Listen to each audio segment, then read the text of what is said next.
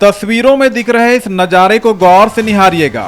बड़ी किस्मत और खुशनसीबी से ही इसका दीदार करने को मिलता है। आप समझ गए होंगे कि हम क्या बताना चाहते हैं। जी हाँ, तरह तरह के सिक्के, नोट और डाक टिकट को देखकर मालूम पड़ गया होगा कि एक जगह इसे देख पाना आज के ज़माने में मुनासिब किसी के लिए नहीं है, क्योंकि किसी संग्रहालय में ही यह कलेक्शन देखने को मिलता है। लेकिन आप हैरान होंगे, एक शख्स हैं जिनका नाम रजत मुखर्जी है। वो अपनी पूरी जिंदगी इसे जमा करने में लगा दिया, तब जाकर दुर्लभ डाक टिकट और पुराने पुराने नोट और सिक्के देश विदेश के देखने को मिल रहा है। सोचिए, भोलेनाथ की नगरी देवघर के रहने वाले रजत मुखर्जी ने किस तरह का तप और त्याग करके इन्हें सहेजा, अपने शौक को जिंदा रखा। वे पिछले 40 सालों से 100 से ज्यादा देशों के डाक टिकट, सिक्के और नोट जमा कर रहे हैं, जो सिलसिला आज तक जारी है। अब उनकी ख्वाहिश अपने विरासत को सहेजने की है, यानी वो इसे आने वाली पीढ़ियों को देखने के लिए संग्रहालय बनाना चाहते हैं, ताकि लोग इसे देखें और समझे कि गुजरे जमाने के वक्त नोट, सिक्के और डाक टिकट देश विदेश में कैसे होते थे। इसके लिए उन्होंने देवघर जिला प्रशासन से सहयोग मांगा है। सामान है जो भी हम कलेक्शन किए हैं, ये स्टैम्प्स हो या कॉइन्स हो, जो कुछ भी है, जो बनाए हुए चिड़िया है, ये सब सरकार की ओर से एक जहाँ हमको मिले, एक म्यूजियम टाइप का, जहाँ हम सब कुछ एक साथ में दे सकते हैं। और ये पब्लिक के लिए, ये स्कूल बच्चे के लिए, स्टूडेंट्स के लिए, ये समाज के लिए अब सही है। क्या कुछ इसका कीमत भी रखे या निःशुल्क देंगे? नहीं, निःशुल्क ही देंगे। कितने देशों का आपके पास स्टैम्प है? कितने देशों के विदेशी मुद्राएं हैं?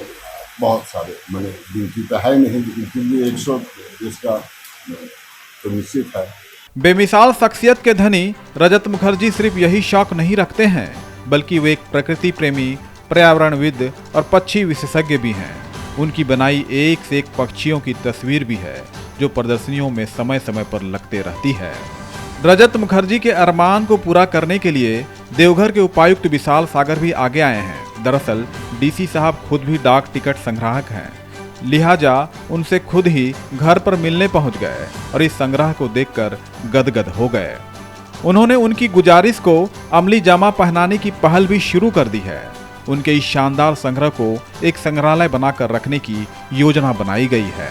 मीडिया के बंधुओं के द्वारा ये सूचना प्राप्त हुई थी कि यहाँ पे श्रीमान रजत मुखर्जी जी हैं और वो देवघर में काफ़ी समय से यहाँ पे आवासन करते हैं और उनके हॉबी के तौर पे उन्होंने कई सारे देशों के स्टैम्प्स, कॉइन्स, करेंसी नोट्स इनको कलेक्ट किया है। और जहाँ तक मुझे जानकारी मिली उसके हिसाब से करीबन उनके पास में लाखों की संख्या में स्टैम्प्स और स्पेशल कवर्स, फिर कॉइन्स और करेंसी नोट्स हैं। तो जब मुझे ये जानकारी हुई तो फिर मैं भी काफ़ी उत्साहित हो गया और मैंने स्वयं उनके कलेक्शन को देखने की इच्छा प्रकट की थी।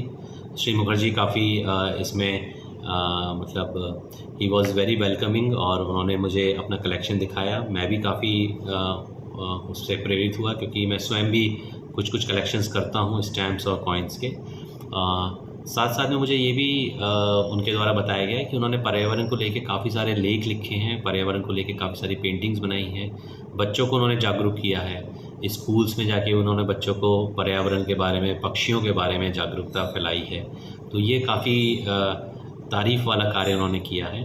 अभी क्योंकि वो एक काफ़ी राइप एज पे पहुंच चुके हैं, तो उनकी ऐसी इच्छा है कि वो समाज को भी अपने कलेक्शन के माध्यम से और ज़्यादा उसको प्रोत्साहित करें, जानकारी प्रदान करें। इसके लिए उन्होंने जिला प्रशासन से, मेरे स्तर से भी उन्होंने कुछ सुझाव मांगे हैं। हम लोग इस पर कार्य कर रहे हैं और मुझे उम्मीद है कि श्री रजत मुखर्जी के द्वारा जो इतना अच्छा कलेक्शन तैयार किया गया है उससे भावी पीढ़ियाँ प्रेरित होंगी।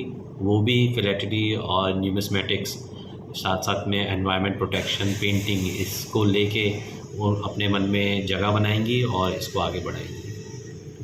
शौक बड़ी चीज होती है। उम्र के आखिरी पड़ाव पर चल रहे रजत मुखर्जी ने यह दिखला दिया। उन्होंने पूरी जिंदगी इसे बड़ी तल्लीनता से अंजाम तक पहुंचाते रहे। अब उनकी ख्वाहिश इसे दुनिया को सौंपने की है, ताकि आने वाली पीढ़ियां गुजरे जमाने की यादें इन्हें देखकर ताजा कर सके और आगे बढ़ने की प्रेरणा हासिल कर सके।